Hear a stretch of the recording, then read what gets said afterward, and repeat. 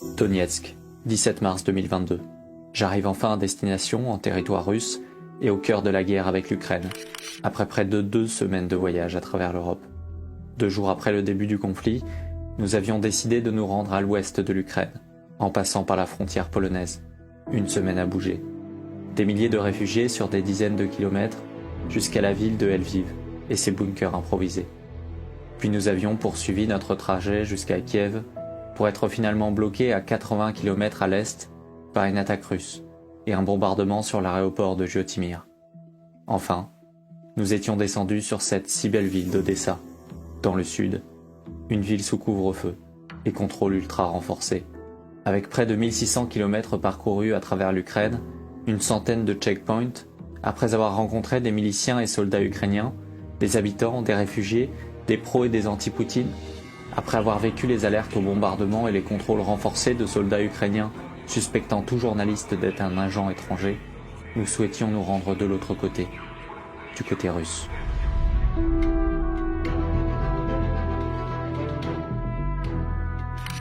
Depuis le 26 février, l'espace aérien russe est fermé. Les sanctions pleuvent sur la Russie. Le Quai d'Orsay a demandé à ses ressortissants français en Russie de quitter le pays. Visa et Mastercard se retirent également, empêchant ainsi le retrait d'argent et les paiements. Les versements sont impossibles en raison du blocage du système SWIFT. L'entreprise semble donc quasi impossible. Nous n'avons déjà quasiment plus de cash. Et si par miracle nous arrivions à entrer en Russie, il faut encore être accepté au Donetsk. Un dossier a été déposé il y a quelques semaines, car nous anticipions cela, mais pas de réponse des autorités.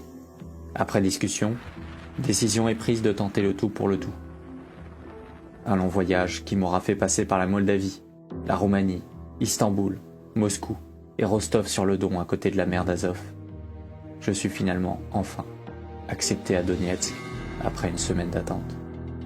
Cette histoire que je vais vous raconter, c'est une histoire dont personne ne vous parle. Tous prétendent mieux connaître ce qu'il se passe ici, en zone contrôlée par les Russes, sans y avoir jamais mis les pieds. Cette histoire, elle ne prétend pas être la vérité, ni générale. Elle ne prétend pas non plus défendre un camp contre un autre. C'est une histoire de ce que j'ai vu, de ce que je vois, concrètement, sur le terrain. Des faits, rien que des faits. Alors laissez-moi vous conter le récit d'une des batailles les plus importantes d'un conflit dont l'impact pourrait bousculer l'ordre international. Une bataille où la guerre de l'information est reine, et que j'ai vue de mes propres yeux. Cette bataille, c'est celle de Mariupol.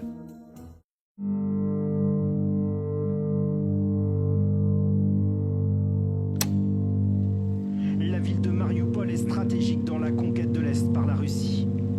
Un des derniers verrous entre le Donbass et la Crimée. Une ville bombardée par l'armée russe depuis plusieurs jours. But the Russians are regrouping and bringing in reinforcements. If we next look at the south, they have made more progress here.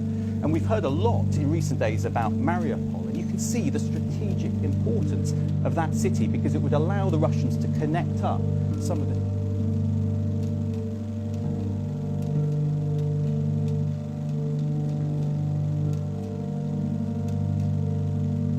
Так получилось, что начало операции совпало, совершенно случайно совпало с днем рождения одного из наших.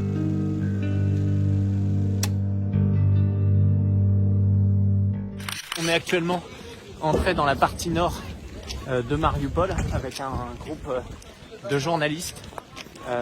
On peut voir ici des groupes tchétchènes qui ont rejoint il y a quelques jours les soldats du Donbass, de la République populaire du Donetsk.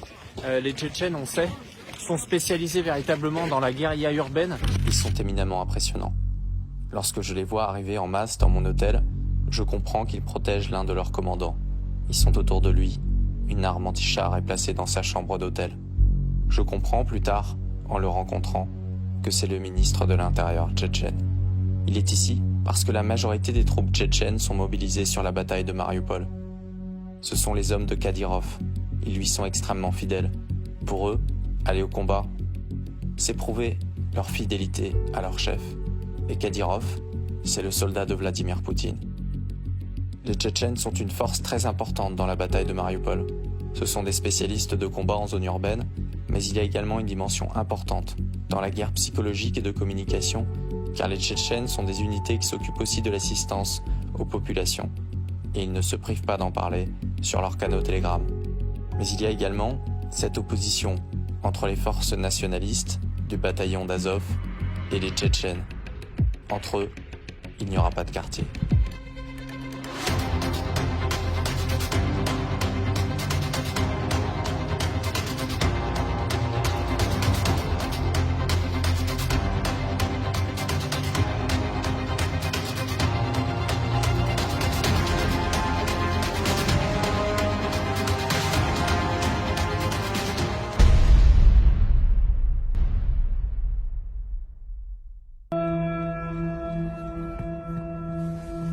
D'un point de vue stratégique, la découverte de ces quartiers de Mariupol est passionnante. Les immeubles, très solides et bétonnés, ne sont pas rasés. Certains sont encore intacts. Ceux qui y sont les plus touchés le sont en périphérie. On comprend alors la stratégie de défense des forces ukrainiennes, que nous détaille une réfugiée rencontrée plus tard. Comme à Volnovara, les forces ukrainiennes ont choisi de se cacher parmi les civils. On leur a dit « Laissez-nous passer s'il vous plaît.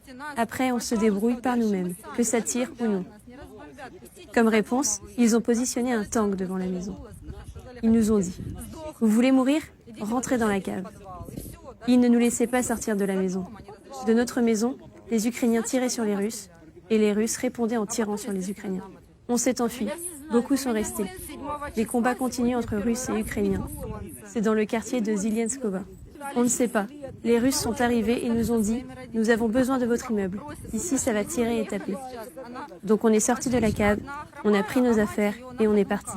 Avant ça, c'était les Ukrainiens qui étaient chez nous dans l'immeuble. Ils ont reculé et les Russes se sont installés dans l'immeuble à leur place. C'est un immeuble d'une importance stratégique. On a demandé aux Russes si on pouvait rester en sécurité dans la cave. Les Russes nous ont dit qu'ils ne pouvaient pas nous le promettre. Donc on a pris nos affaires, on a fermé l'appartement, on a pu sortir et on est arrivé ici par le couloir d'évacuation. Donc ici, les quartiers sont contrôlés quartier par quartier. Pourquoi? Parce que il y a des soldats ukrainiens qui se cachent dans des immeubles avec des armes anti-chars.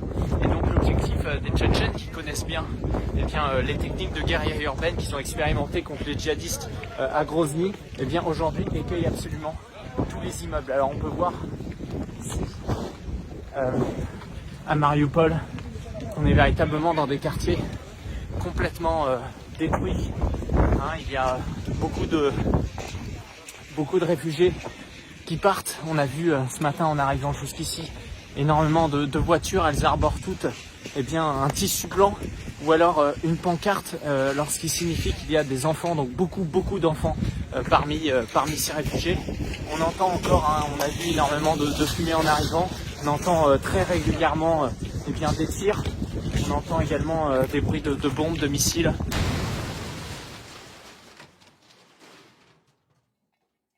Sur le sol, au niveau des combats terrestres, ce qu'on peut observer, c'est que globalement, l'armée ukrainienne refuse le combat en terrain libre. C'est-à-dire que systématiquement, l'armée ukrainienne, lorsqu'elle voit les colonnes russes arriver avec vraiment une puissance de feu et d'appui très importante, ces forces ukrainiennes, en fait, ont tendance à se replier très rapidement, faire éventuellement quelques petits combats de freinage, mais pour se replier dans les villes. Elles se replient dans des zones urbaines. Et là, elles font ce qu'on appelle des Festung, en quelque sorte, c'est-à-dire qu'elles essayent d'organiser au milieu d'une population civile qu'elles retiennent au milieu de leur dispositif défensif. Elles organisent en fait un réseau de défense mobile urbain qui est plus efficace qu'en terrain libre. Parce qu'en zone urbaine, les attaques de l'aviation et de l'artillerie sont beaucoup moins performantes qu'en terrain libre. Ça, tout le monde peut le comprendre.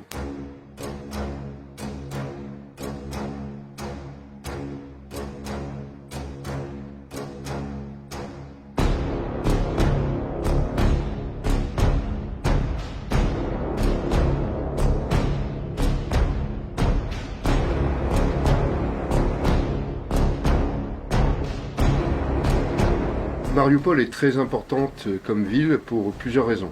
Alors d'abord, parce que c'est la première bataille urbaine importante depuis le déclenchement des opérations militaires russes, sur une ville quand même de forte dimension. Je rappelle que Mariupol, c'est quasiment 200 km², c'est une population de 400 000, 500 000 habitants en temps normal, un peu moins maintenant avec la guerre. Et Mariupol, c'est surtout une ville qui appartient à la République populaire de Donetsk, qui était occupée par les Ukrainiens, mais qui représente en fait un atout extraordinaire, puisque c'est le port qui contrôle la mer d'Azov. C'est la deuxième plus grande ville de la République populaire de Donetsk. C'est une immense ville industrielle avec des usines métallurgiques, avec un port de commerce, avec un aéroport également. Et Mariupol, c'est également le symbole de cette résistance de la République et du Donbass, puisque c'est la première ville qui a été conquise militairement en fait par les nationalistes ukrainiens le 9 mai 2014 avec un assaut blindé sur la ville. Nous faisons partie des tout premiers journalistes occidentaux à entrer à Mariupol. Ce que j'y découvre est tout simplement glaçant. Des gens hagards et perdus, qui sortent à peine de leur cave où ils ont passé plus de 2 semaines. Ils ne comprennent rien à ce qui s'est passé. Une femme nous guide dans son appartement. Détruit. Elle y vient récupérer quelques affaires. Son fils y est présent, avec son chat. Je viens juste de rentrer pour venir récupérer mon chat et prendre des affaires car il fait très froid dans les caves. Nous voulons la paix et on en a marre de la guerre, c'est horrible. On ne peut pas se laver et il y a des problèmes pour avoir de l'eau. On sélectionne ce qu'on doit laver. On ne peut pas tout laver. On prend ce qu'on peut et on retourne dans la cave. Les gens y vivent en ce moment et sortent pour préparer à manger. On a installé des petites cuisines dans la rue. Des aliments qu'on peut trouver. De l'eau qu'on fait chauffer. J'arrive au 4e étage, mon balcon est tout cassé. Je vis là-bas avec ma femme et mon fils. Il fait très froid, on se couvre avec tout ce qu'on peut. Les gens vivent dans les caves. Les malades ont besoin d'être évacués. Il y en a qui ont perdu la tête.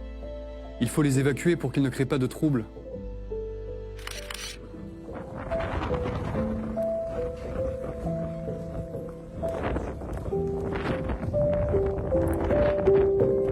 Ici, ça a été pris il y a 4 jours par les Russes, mais pour autant, ils pensent qu'il peut y avoir encore des Ukrainiens qui peuvent tirer depuis certains immeubles. Donc c'est extrêmement encadré les endroits où on peut se rendre. Mais pour mieux comprendre ce qu'il se passe militairement à Mariupol, il faut revenir sur les avancées des forces russes depuis Donetsk jusqu'à cette grande ville de la mer d'Azov. Cette route, je l'ai parcourue de nombreuses fois. Les villages détruits, les chars abandonnés, les centaines de tranchées témoignent d'un combat féroce qui a montré la marque de fabrique d'un combat entre 2 armées. L'une, ukrainienne, ultra équipée et formée, et l'autre, russe, déterminée à reconquérir ce qu'ils considèrent être leur, le Donbass.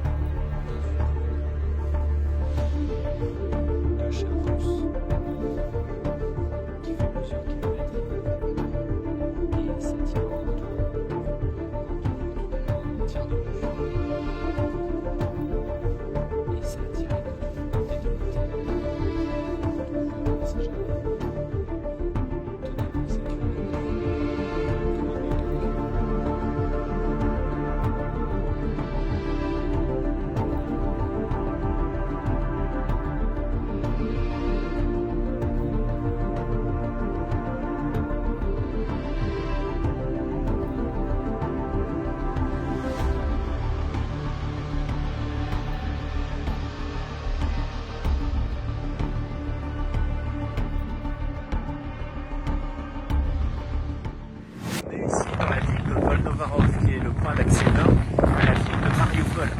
Ici, la ville a été prise par les Russes il y a à peine 2 jours.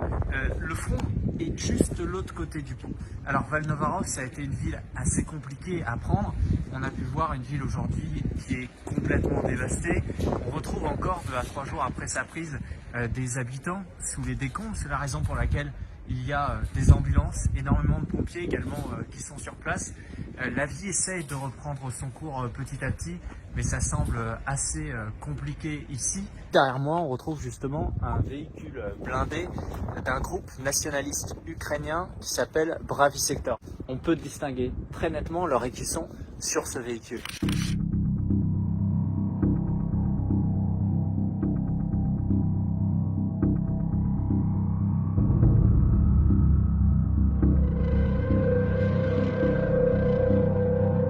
Alors ici nous sommes sur un pont qui justement sépare la ville de Valnovarov du front qui est juste là à quelques kilomètres.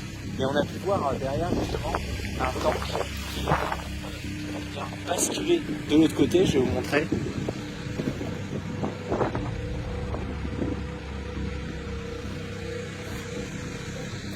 Voilà, ici les combats ont été vraiment intenses. Il règne un calme très dur, un calme très froid, avec des habitants qu'on peut retrouver parfois absolument paniqués parce qu'ils ne savent pas comment vivre, comment résister au froid aussi, parce que ici il fait près de -5, -6 degrés, et donc c'est très difficile pour ces gens qui vivent souvent dans des maisons qui n'ont pas de toit, qui n'ont pas d'eau chaude, qui n'ont rien pour être au chaud.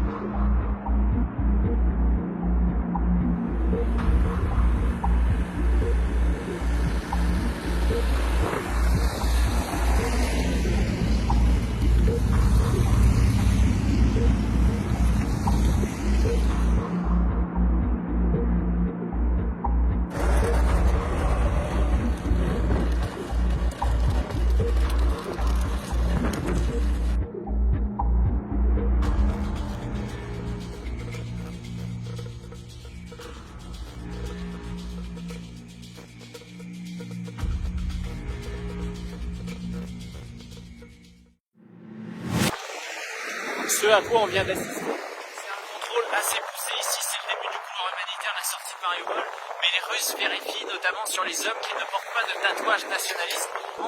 Les nationalistes de se cacher derrière les civils. Ils vérifient aussi qu'il n'y a pas d'hémato bleu, de traces bleues qui signifieraient que ces hommes ont pu porter des gilets pare-balles, des ceintures, ce qui voudrait dire que ce sont des soldats. Ils leur ont signifié qu'ils pouvaient sortir, mais ils doivent se présenter comme soldats, désarmés, et s'ils se cachent, ils seront arrêtés.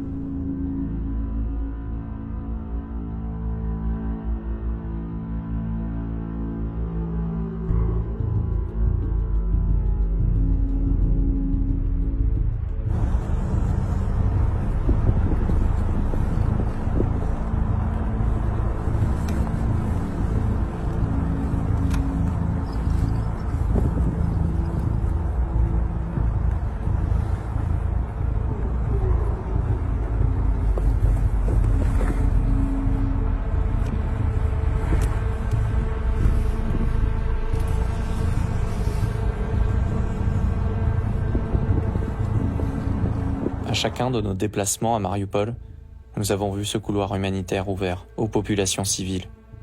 Elles quittent Mariupol. Certains choisissent de rester, mais beaucoup partent, en voiture, ou bien ils sont pris en charge par des bus.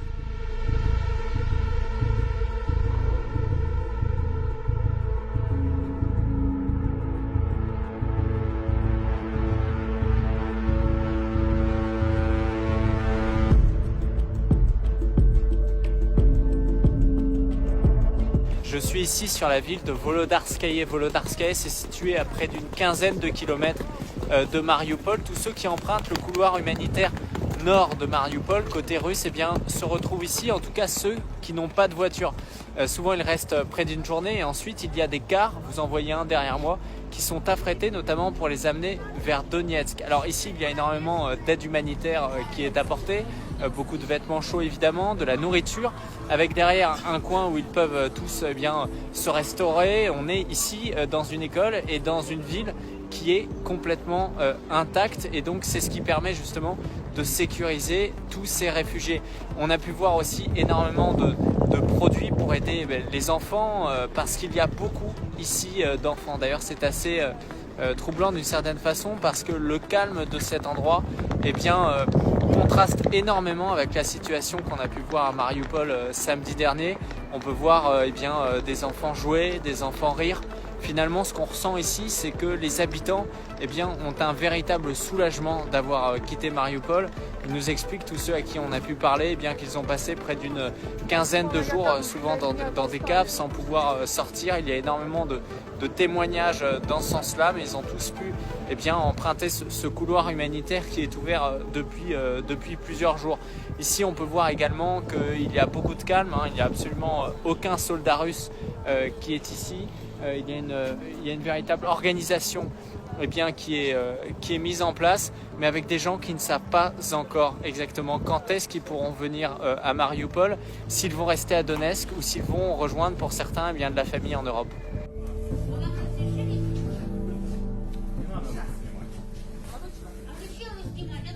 Explain what you do here. In Russia, it's good. Где мы находимся? Волноваха. Ой, Володарск. Здравствуйте. Волноваха, на неси. Молодой человек, это телевидение какое? Молодой человек.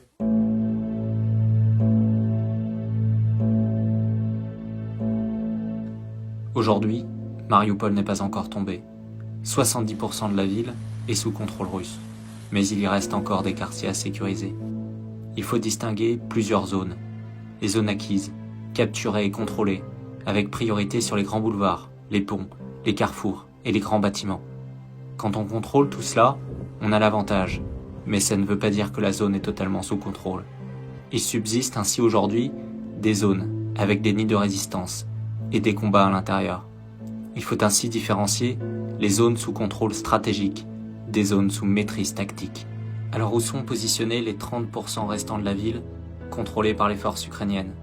Il y en a autour de l'embouchure de la rivière Kalmus, qui est au centre de Mariupol.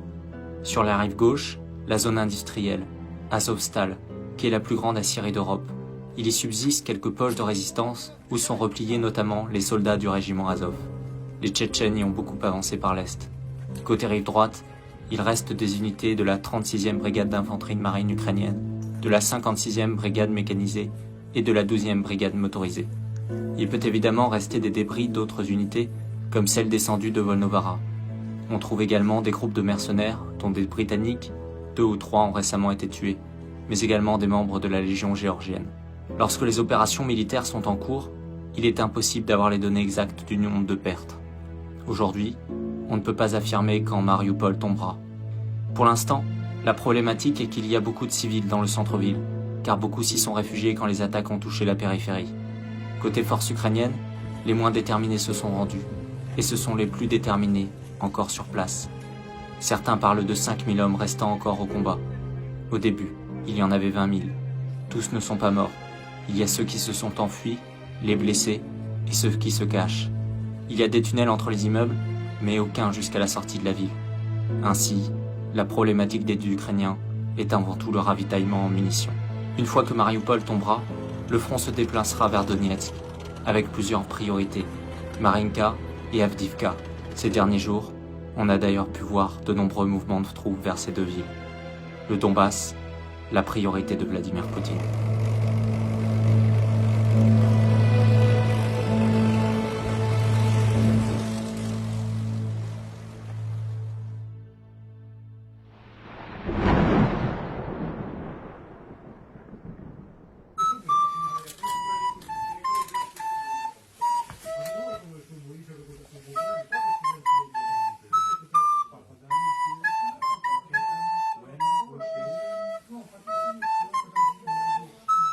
j'espère que ce reportage vous a beaucoup plu. Moi j'ai mis beaucoup de travail, beaucoup d'énergie aussi avec les monteurs pour essayer de vous proposer aussi une analyse la plus précise possible, en étant le plus objectif possible et en faisant concrètement du terrain.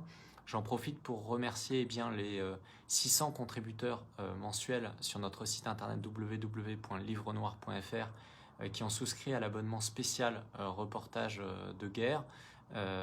Beaucoup nous ont demandé comment nous soutenir. Eh bien, ils peuvent souscrire à cet abonnement. Le principe est simple, c'est 4,99 € par mois. Et nous, de notre côté, on s'engage vraiment à réinvestir 100% eh bien, de tous ces abonnements eh bien, dans des reportages en zone de conflit. Aujourd'hui, c'est sur le conflit Ukraine-Russie. Il y aura d'ailleurs d'autres contenus que je vais faire parce que je reste encore une quinzaine de jours. Mais demain, on pourra couvrir d'autres conflits en Asie ou encore au Moyen-Orient.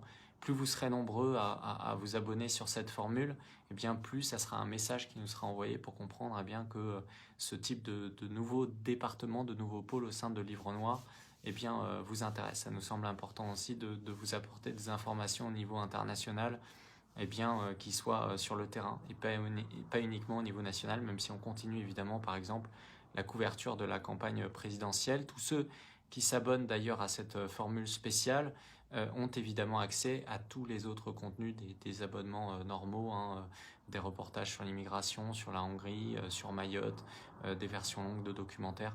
Donc voilà, n'hésitez pas à aller voir ce site internet sur cet onglet reportage de guerre. Pour l'instant, on a choisi de mettre eh bien, ce reportage que vous venez de visionner en accès libre sur YouTube parce que ça nous semble important et on l'a bien précisé sur cette offre. Mais évidemment, j'essaierai de vous proposer plus de contenu pour ça, peut-être vous raconter un peu les coulisses de tout ce qui s'est passé une fois que je serai rentré. Voilà, on va voir comment aussi eh bien, faire en sorte de lier cette communauté qui souhaite qu'on aille sur le terrain en zone de conflit et qui ne veut pas laisser uniquement eh bien, les grands médias eh bien, aller vous donner de l'information internationale, parce qu'évidemment pour nous, jeunes médias d'à peine 1 an et médias indépendants, eh bien, c'est une fierté, c'est évidemment un bonheur de pouvoir eh bien, avoir couvert des deux côtés de ce conflit, côté Ukraine et côté Russie, et en même temps ça nous vaut énormément d'attaques. Donc merci encore de votre soutien, ça fait vraiment plaisir et moi je continue depuis Donetsk eh bien, à vous donner un maximum d'informations, que ce soit sur Twitter et Telegram, et n'hésitez pas évidemment à partager au maximum cette vidéo YouTube, à commenter, à la liker.